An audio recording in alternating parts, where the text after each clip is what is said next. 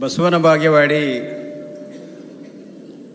ಬಸವಣ್ಣನ ಜನ್ಮನಾಡಿನಲ್ಲಿ ಇವತ್ತು ಜನರೊಂದಿಗೆ ಜಾತ್ಯತೀತ ಜನತಾಳ ಅನ್ನೋ ಕಾರ್ಯಕ್ರಮವನ್ನು ನಮ್ಮ ನಾಯಕರಾಗಿರ್ತಕ್ಕಂಥ ಯುವ ನಾಯಕರಾಗಿರ್ತಕ್ಕಂಥ ಸನ್ಮಾನ್ಯ ಶ್ರೀ ನಿಖಿಲ್ ಕುಮಾರ್ ಅಣ್ಣವರವರು ಇವತ್ತು ಅದನ್ನು ಉದ್ಘಾಟನೆ ಮಾಡಿದ್ದಾರೆ. ಇವತ್ತಿನ ಅಧ್ಯಕ್ಷತೆಯನ್ನು ಅಪ್ಪುಗೌಡರು ಪಾಟೀಲ್ರವರು ವಹಿಸ್ಕೊಂಡಿದ್ದಾರೆ ಅಂತೇಳಿ ಭಾವಿಸ್ತಾರೆ. ಈ ಕಾರ್ಯಕ್ರಮದಲ್ಲಿ ಆಸೀನರಾಗಿರ್ತಕ್ಕಂಥ ಜಿಲ್ಲಾ ಅಧ್ಯಕ್ಷರು, ತಾಲೂಕು ಅಧ್ಯಕ್ಷರು ಮತ್ತು ಮಾಜಿ ಸಚಿವರು, ಹಾಲಿ ಸಚಿವರು, ಹಾಲಿ ಶಾಸಕರು ಇವತ್ತೇನು ಈ ಕಾರ್ಯಕ್ರಮದಲ್ಲಿ ಭಾಗವಹಿಸಿದ್ದಾರೆ, ಹಾಲಿ ಸಚಿವರೇನಲ್ಲ, ಮಾಜಿ ಸಚಿವರುಗಳು ಇವತ್ತಿನ ಕಾರ್ಯಕ್ರಮದಲ್ಲಿ ಭಾಗವಹಿಸಿದ್ದಾರೆ. ಮತ್ತು ನನ್ನ ಸಹೋದರಿಯರು ಮತ್ತು ಮಹಿಳಾ ಅಧ್ಯಕ್ಷಿಣಿಯರು ಮತ್ತು ಗುಲ್ಬರ್ಗ ಜಿಲ್ಲಾ ಮನೆ ಅಧ್ಯಕ್ಷರು ಇವರೆಲ್ಲರೂ ಭಾಗವಹಿಸಿದರೆ, ಸುದ್ದಿ ಮಾಧ್ಯಮದ, ದೃಶ್ಯ ಮಾಧ್ಯಮದ ಬಂಧುಗಳು ಕೂಡ ಭಾಗವಹಿಸಿದ್ದೀರಿ. ನಮ್ಮೆಲ್ಲ ಕಾರ್ಯಕರ್ತರಿಗೆ ಗೌರವಪೂರ್ವಕವಾದಂಥ ರೀತಿಯಲ್ಲಿ ನಾನು ಇವತ್ತು ಸ್ವಾಗತವನ್ನು ಬಯಸ್ತೇನೆ. ಬಹುಶಃ ಇಷ್ಟೇ ಇವತ್ತಿನ ಕಾರ್ಯಕ್ರಮ. ಏನಂತಂದರೆ, ನಮ್ಮ ಬಸನು ಅಪ್ಪುಗೌಡ್ರನ್ನ ಇವನಾರವ ಅನ್ನದಿರಯ್ಯ, ಇವ ನಮ್ಮವ ನಿಮ್ಮ ಮನೆಯ ಮಗನೆಂದೆನಸಯ್ಯ ಕೂಡಲ ಸಂಗಮ ದೇವ. ಸಂಗಮನಾಥರು ಹೇಳಿದಂಗೆ ಅಪ್ಪುಗೌಡ ಯಾರು ಅಂತ ಅನ್ಬಾಡ್ರಿ, ಇವ ನಮ್ಮ ಮನೆಯ ಮಗ ಅಂತಲೇ ಭಾವಿಸ್ರಿ. ಅಪ್ಪುಗೌಡ್ರವ್ರ ಬಗ್ಗೆ ನಾನು ನಿಮಗೆ ಹೇಳಬೇಕಾದದ್ದು ಅಗತ್ಯ ಇಲ್ಲ. ಅಪ್ಪುಗೌಡ್ರನ್ನ ನಾನು ನಿಮಗೆ ಹೇಳೋದಾದರೆ ಸೂರ್ಯನ ನಾನು ಪರಿಚಯ ಮಾಡಿಕೊಟ್ಟಂಗೆ ಆಗ್ತದೆ. ಆ ಕಾರಣಕ್ಕಾಗಿ ಅಪ್ಪುಗೌಡ್ರ ಯೋಗ್ಯತೆ, ಅಪ್ಪುಗೌಡ್ರ ಅವರ ನಡೆನುಡಿ ನಿಮಗೆಲ್ಲ ಚೆನ್ನಾಗಿ ಗೊತ್ತಿರ್ತಕ್ಕಂಥದ್ದು. ನನಗಿಂತಲೂ ಚೆನ್ನಾಗಿ ನಿಮಗೆ ಅಪ್ಪುಗೌಡ್ರ ಮನೆತನದ ಬಗ್ಗೆ ಅತ್ಯಂತ ಗೌರವ ಮತ್ತು ಅವ್ರ ಬಗ್ಗೆ ನಿಮಗೆ ಸಂಪೂರ್ಣವಾದಂಥ ಮಾಹಿತಿಯನ್ನು ನಿಮ್ಮಲ್ಲಿದೆ ಅಂತೇಳಿ ನಾನು ಭಾವಿಸ್ತೇನೆ. ಅಪ್ಪುಗೌಡ್ರು ಎಂಥ ಮನುಷ್ಯರಂತಂದರೆ, ನುಡಿದರೆ ಮುತ್ತಿನ ಹಾರದಂತಿರಬೇಕು. ಬಸವಣ್ಣವ್ರು ಹೇಳಿದಂಗೆ ಅಪ್ಪುಗೌಡ್ರ ಮನೆತನದಲ್ಲಿರ್ತಕ್ಕಂಥವ್ರ ತಂದೆ, ತಾಯಿ, ಬಂಧು ಬಳಗ ಇವ್ರು ಹೇಗಿದ್ರಂತ ಕೇಳಿದರೆ, ನುಡಿದರೆ ಮುತ್ತಿನ ಹಾರದಂತಿರಬೇಕು, ನುಡಿದರೆ ಸ್ಫಟಿಕದ ಸಲಾಕಿಯಂತಿರಬೇಕು, ನುಡಿದರೆ ಲಿಂಗ ಮೆಚ್ಚಿ ಹೌದೆನ್ನಬೇಕಂತ. ಅಂಥ ಮನೆತನದಲ್ಲಿ ಅಪ್ಪುಗೌಡರು ಹುಟ್ಟಿದ್ದಾರೆ ಅಂತೇಳಿದರೆ ನಿಮ್ಮೆಲ್ಲರಿಗೆ ಸಂತೋಷ ಆಗ್ತದೆ, ನೀವೆಲ್ಲರೂ ಸಂತೋಷ ಪಡ್ತೀರಿ ಅಂತೇಳಿ ಭಾವಿಸ್ತೇನೆ.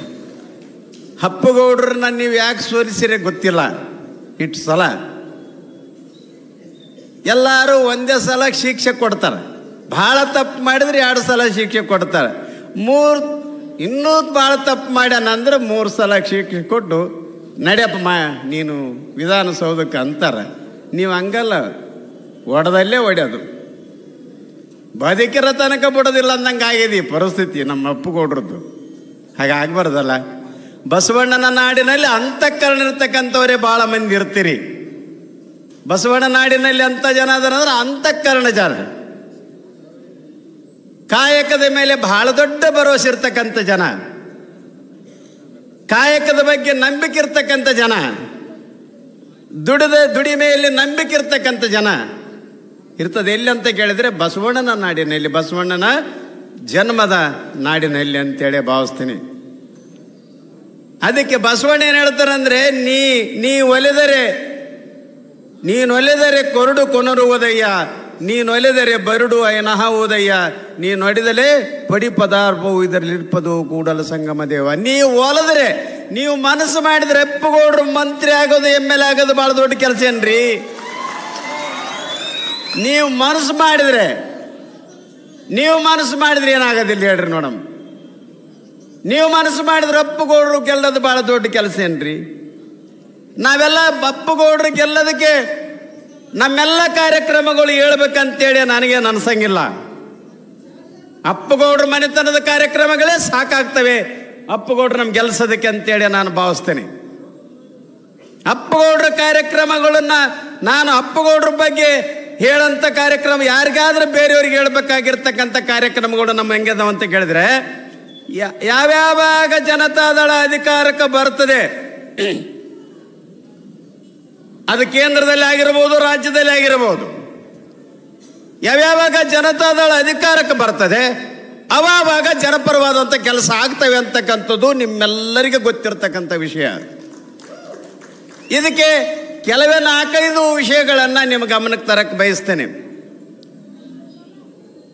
ದೇವೇಗೌಡರು ಪ್ರಧಾನಮಂತ್ರಿ ಆಗ್ತೀವಿ ಅಂತೇನು ಅನ್ಕೊಂಡಿರಲಿಲ್ಲ. ನಮ್ಮ ನಾಡಗೌಡರು ಹೇಳಿದಂಗೆ ದೇವೇಗೌಡರು ಪ್ರಧಾನಮಂತ್ರಿ ಆದಮೇಲೆ ಪಂಜಾಬ್ದಲ್ಲಿ ಚುನಾವಣೆ ನಡೆದಿರಲಿಲ್ಲ. ಗೌಡ್ರೆ ಎಂಥ ಅದ್ಭುತ ಶಕ್ತಿ ದೇವೇಗೌಡರದಂದ್ರೆ, ಇಂದಿರಾ ಗಾಂಧಿ ಅವರು ಪ್ರಾಣ ಕೊಟ್ಟರು, ಅಕಾಲಿ ದಳಕ್ಕೆ ತುತ್ತಾದರು. ದೇವೇಗೌಡರು ಹೋಗಿ ಬರೇ ಅವರಾಗಿರ್ತಕ್ಕಂಥದ್ದು 10 ತಿಂಗಳದ ಒಳಗಡೆನೆ ಪಂಜಾಬ್ ಚುನಾವಣೆ ಮಾಡ್ತಾರೆ ಅಂದ್ರೆ ನೀವು ಯೋಚನೆ ಮಾಡ್ರಿ, ಎಂಥ ಮನುಷ್ಯದ್ದ ದೇವೇಗೌಡ ಅಂತೇಳಿ, ಎಂಥ ಬುದ್ಧಿವಂತಿದ್ನಂತೇಳಿ. ಅಷ್ಟೇ ಅಲ್ಲ, ಕಾಶ್ಮೀರದಲ್ಲಿ ಚುನಾವಣೆ ನಡೆದಿರಲಿಲ್ಲ. ಒಂದೊಮ್ಮೆ ದೇವೇಗೌಡ ಹುಟ್ಟದೆ ಹೋಗಿದ್ರೆ ಚುನಾವಣೆ ಆಗ್ತಿದ್ದಲ್ಲ. ಫಾರೂಕ್ ಅಬ್ದುಲ್ಲಾ ಅವರು ಏನು ಕಾಶ್ಮೀರದ ಮುಖ್ಯಮಂತ್ರಿ ಆಗ್ತಿದ್ದಿಲ್ಲ ಅಂತೇಳಿ ಭಾವಿಸ್ತೇನೆ. ಆದ್ರೆ ರೈತನ ಮಗ, ರೈತ ಬಹಳ ದೊಡ್ಡ ವ್ಯಕ್ತಿ. ಅದಕ್ಕೆ ಓದು ಒಕ್ಕಾಲು ಬುದ್ಧಿ ಮುಕ್ಕಾಲು ಅಂತ ದೇವೇಗೌಡರಿಗೆ ಬಹಳ ದೊಡ್ಡ ಬುದ್ಧಿವಂತಿಕೆ ಅನ್ನೋದಕ್ಕೆ ಸಾಕ್ಷ್ಯಾಧಾರಗಳು ಇವೆಲ್ಲ ಅಂತೇಳಿ ಭಾವಿಸ್ತೀನಿ.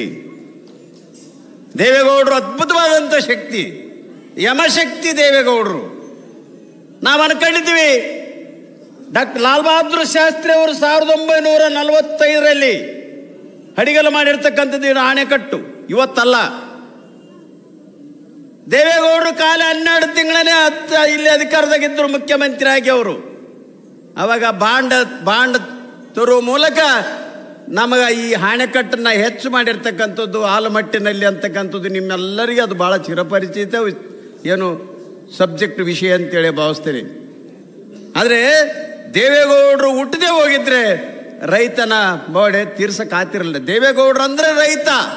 ಅದಕ್ಕಾಗಿಯೇ ಪಂಜಾಬ್ದವರು ಎಷ್ಟು ದೊಡ್ಡ ಕೆಲಸ ಮಾಡ್ಯಾರಂದ್ರೆ, ಒಂದು ಪಂಜಾಬ್ದಲ್ಲಿ ಅವ್ರ ಹೆಸರೇ, ಒಂದು ಭತ್ತದ ಹೆಸರೇ ಅವ್ರಿಗೆ ಹೆಸರಿಟ್ಟಾರ. ಭತ್ತಕ್ಕೆ ಒಂದು ಹೆಸರು ದೇವೇಗೌಡ. ಇತ್ತಲಗಿಡ ಮದ್ದಲ್ಲ ಅಂತ ನಾವು ದೇವೇಗೌಡರನ್ನ ಭಾಳ ಸಪೋರ್ಟ್ ಮಾಡ್ತಾ ಇಲ್ಲ.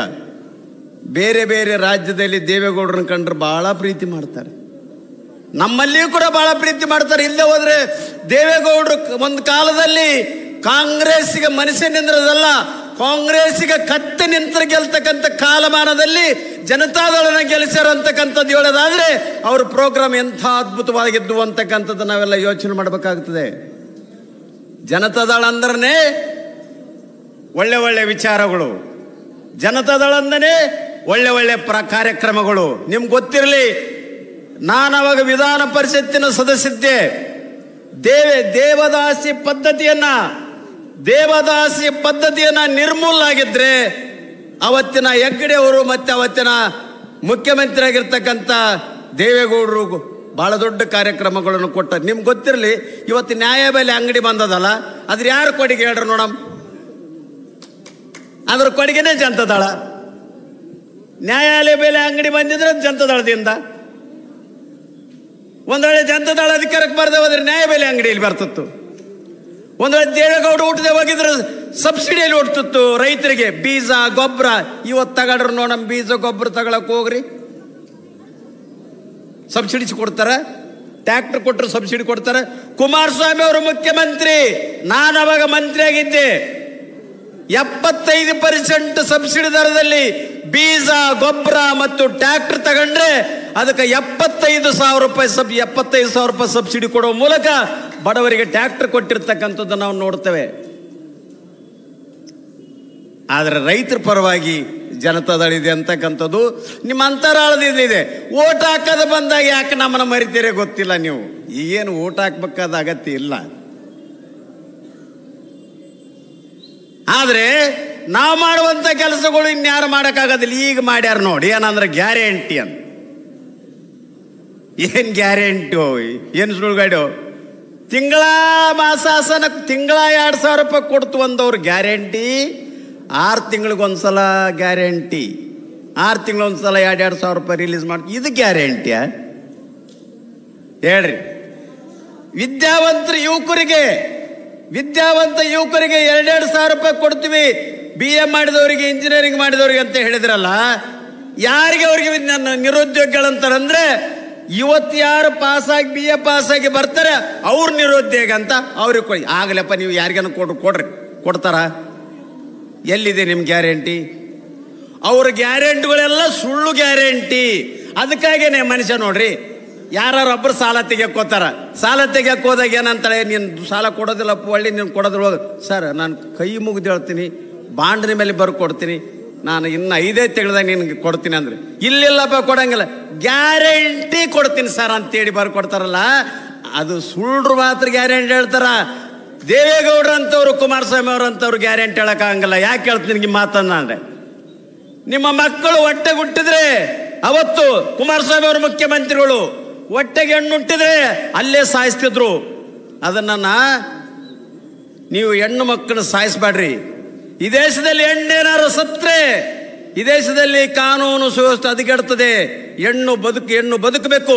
ನಿಮಗೆ ಹೆಣ್ಣು ಬದುಕಕ್ಕೆ ಆಗೋದಿಲ್ಲ ಅಂತಕ್ಕಂಥದ್ದು ಭಾವನೆ ನಿಮಗೆ ಬಂದ್ರೆ, ನಿಮ್ಮ ಮಕ್ಕಳನ್ನ ಬದುಕ್ತೀನಿ ನನಗೆ ಬಿಡಿ ಅಂತಕ್ಕಂಥದ್ದು ಧೈರ್ಯ ಕೊಟ್ಟಿರ್ತಕ್ಕಂಥದ್ದು, ಆಶ್ವಾಸನೆ ಕೊಡುವುದಲ್ಲ. ಆ ಮಗು ಹುಟ್ಟಿದ ಕೂಡಲೇ ಅದಕ್ಕೆ 50,000 ರೂಪಾಯಿ, ಅವಾಗ 50,000 ರೂಪಾಯಿ ಕೊಡೋ ಬಾಂಡ್ ಕೊಡೋ ಮೂಲಕ ಆ ಮಗುವಿಗೆ ಗ್ಯಾರಂಟಿ ಕೊಟ್ಟರು. ಅದು ಗ್ಯಾರಂಟಿ, ಅದು ಹೇಳಿಲ್ಲ ನೋಡಿ. ಕುಮಾರಸ್ವಾಮಿ ಅವರು ಮುಖ್ಯಮಂತ್ರಿ, ಎಷ್ಟು 45,000 ಶಿಕ್ಷಕರು ಬಹಳ ಖಾಲಿ 20 ತಿಂಗಳಲ್ಲಿ 45,000 ಶಿಕ್ಷಕರ ನೇಮಕಾತಿ ಮಾಡ್ತಾರೆ. 45,000. ಇವತ್ತು ಇವ್ರು ಬಂದು ಇವ್ರ ಗ್ಯಾರಂಟಿ ಬಂದಾರಲ್ಲ, ಇವ್ರು ಯಾಕೆ 2,000 ರೂಪಾಯಿ ಕೊಡ್ತೀರಪ್ಪ? ನೌಕರಿ ಕೊಡ್ರಿ. ನೌಕರಿ ಕೊಡಬಾರದು.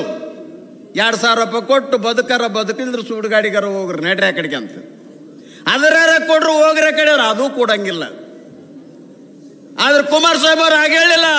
45,000 ಶಿಕ್ಷಕರನ್ನ ಕೊಡುವ ಮೂಲಕ ವಿದ್ಯಾವಂತ ಯುವಕರಿಗೆ ನೌಕರಿ ಕೊಟ್ಟಿರ್ತಕ್ಕಂಥ ವ್ಯಕ್ತಿ ಕರ್ನಾಟಕ ರಾಜ್ಯದಲ್ಲಿ ಯಾರಿದ್ರೆ ಸನ್ಮಾನ್ಯ ಶ್ರೀ ಕುಮಾರಸ್ವಾಮಿ ಅವರು ಅಂತಕ್ಕಂಥದ್ದು ನಾವು ಮರೆಯುವಂತಿಲ್ಲ ಅಂತಕ್ಕಂಥ ಮಾತು ಹೇಳಕ್ ಬಯಸ್ತೇನೆ.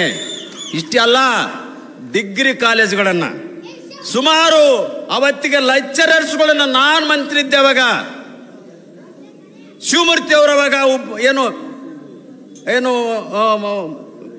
ಏನವರು ಇವು ಮಂತ್ರಿ ಅಂದ್ರೆ ಯಾರು, ಉನ್ನತ ಶಿಕ್ಷಣ ಸಚಿವರಿದ್ರು ಅವರು. ಅವರಿದ್ದಾಗ ಸುಮಾರು 5,000 ಶಿಕ್ಷಕರನ್ನ ನೇಮಕಾತಿ ಮಾಡಿ ಕೇಳೋದಕ್ಕೆ ಕುಮಾರಣ್ಣ ಕ್ಯಾಬಿನೆಟ್ನಲ್ಲಿ ಡಿಸಿಷನ್ ತಗೊಂಡ. ಈಗ ಯಾರನ್ನು ಮಾಡೋಕ್ಕಾಗ್ತದೆ?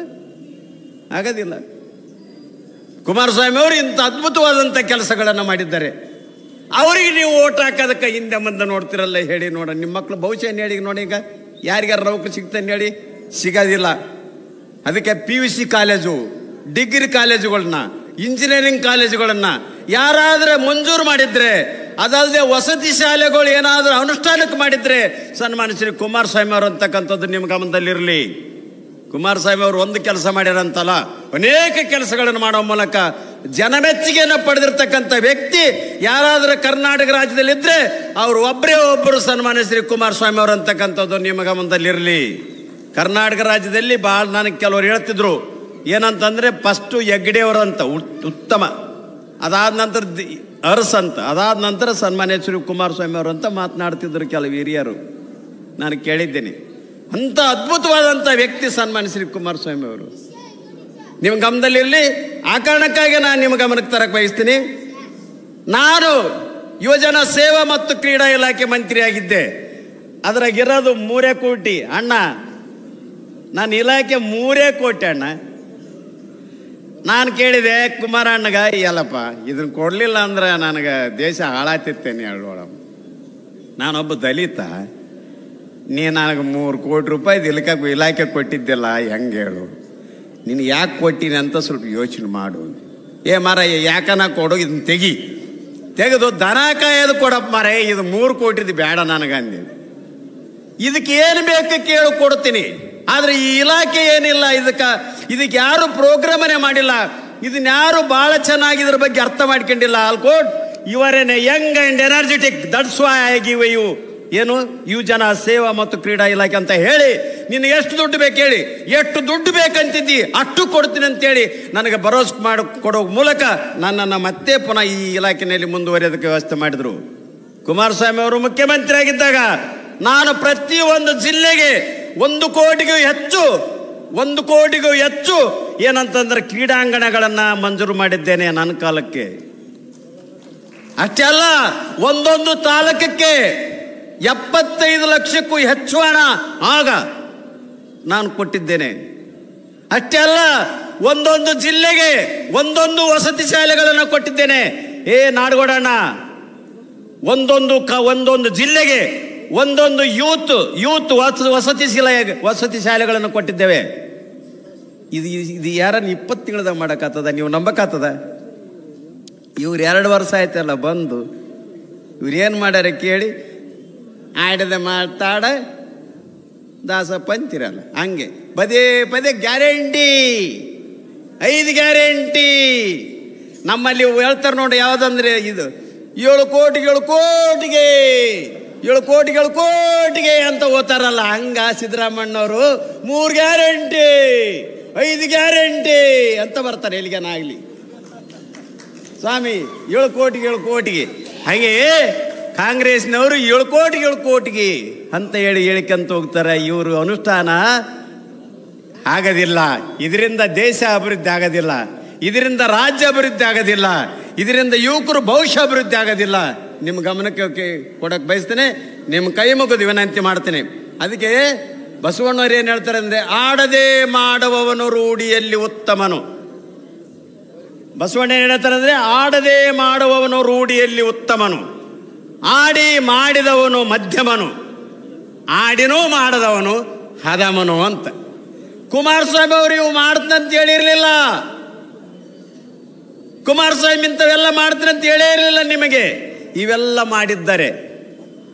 ಬಡವರು ಬಹಳ ದೊಡ್ಡ ಕೆಟ್ಟ ರೋಗಗಳೇನಾದ್ರೂ ಬಂದ್ರೆ, ಅವರ ಆರೋಗ್ಯ ತಪಾಸಣೆ ಮಾಡಕ್ಕೆ ಆಗದೇ ಇರತಕ್ಕಂಥ ಸ್ಥಿತಿ ಏನಾದರೂ ಬಂದ್ರೆ, ಅವರಿಗೆ ಏನಾದ್ರು ಈ ಯಶಸ್ವಿನಿ ಕಾರ್ಡ್ ಮಾಡೋ ಮೂಲಕ ಅವರ ಆರೋಗ್ಯಕ್ಕೆ ಗ್ಯಾರಂಟಿ ಕೊಟ್ಟಿರ್ತಕ್ಕಂಥ ವ್ಯಕ್ತಿ ಸನ್ಮಾನ್ಯ ಶ್ರೀ ಕುಮಾರಣ್ಣವರು. ಇವತ್ತು ನೀವು ಹೋಗಿ ಹಾಸ್ಪಿಟ್ಲ್ ಕಡೆಗೆ ಈ ಫಾರ್ಮಸಿಗೆ ಹೋಗ್ರಿ. ನಾನು ಮೊನ್ನೆ ಹೋಗಿದ್ದೆ, ಡೋಲೋ 650 ತಗೋಬೇಕಂತ ಹೋಗಿದ್ದೆ. ಒಂದು ಕಾಲದಲ್ಲಿ ಅದೇನಂದ್ರೆ 10 ಪೈಸೆಗೆ ಒಂದು ಕೊಡ್ತದೆ, ಬ್ಯಾಡ ಅಂದರೆ ಒಂದು 50 ಪೈಸೆಗೆ ಒಂದು ಕೊಡ್ದು. ಈಗ ಹಂಗಲ್ಲ, ಈಗ 2 ರೂಪಾಯಿ ಆಗ್ಯದ ಅದು. 2-3 ರೂಪಾಯಿ ಆಗ್ಯದ ಅದು ಒಂದು ಟ್ಯಾಬ್ಲೆಟ್. ಎಷ್ಟು ಟ್ಯಾಬ್ಲೆಟು ದುಡ್ಡು ಹೆಚ್ಚಾಗಿದೆ ಅಂತ ಹೇಳಿದರೆ, ಡ್ರಗ್ಸ್ ಏನು ಎಷ್ಟು ಕಾಸ್ಟ್ಲಿ ಆಗ್ಯಾವಂದರೆ, ನಿಮ್ಮ ಕೈ ಮುಗಿದ ವಿನಂತಿ ಮಾಡ್ತೇನೆ, ಈ ಸರ್ಕಾರ ಬಂದ ಮೇಲೆ ಸೆರೆ ರೇಟು ಹೆಚ್ಚು, ಏನು ಟ್ಯಾಬ್ಲೆಟ್ ರೇಟು ಹೆಚ್ಚು, ಡಾಕ್ಟ್ರಿಗಂತೂ ಹಬ್ಬನೇ ಹಬ್ಬ. ಅದಕ್ಕೆ ಇಂಥ ಕೆಲಸ ಎಲ್ಲ ಸರ್ಕಾರ ಎಲ್ಲಿ ತಗೋಬೇಕು ಅಲ್ಲಿ ತಗಂತದ, ಎಲ್ಲಿ ಕಳಿಸ್ಬೇಕು ಅಲ್ಲಿ ಕಳಿಸ್ತಾರೆ. ನಿಮಗೇನು ಕಳ್ಸಂಗಿಲ್ಲ. ಎಷ್ಟು ದುಡ್ಡು ಹೆಚ್ಚು ಮಾಡ್ಯಾರಲ್ಲ, ಒಂದು ಸ್ಟ್ಯಾಂಪ್ ಪೇಪರ್ 100 ರೂಪಾಯಿ, ಈಗ ಅದು 500 ರೂಪಾಯಿ. ಹೊಲ ಅಂತ ಖರೀದಿ ಮಾಡಂಗಿಲ್ಲ, ಖರೀದಿ ಕೊಡೋಕ್ಕಿಲ್ಲ, ಆ ಪರಿಸ್ಥಿತಿ ಬಂದಿದೆ. ಅದಕ್ಕೆ ನಿಮ್ಮ ಕೈ ಮುಗಿದು ವಿನಂತಿ ಮಾಡ್ತೇನೆ, ನೀವು ಈ ಸರ್ಕಾರ ನಿಮ್ಗೆ ಒಳ್ಳೇದು ಮಾಡ್ತದೆ ಅಂತೇಳಿ ಏನು ಭಾವಿಸ್ಬೇಡ್ರಿ.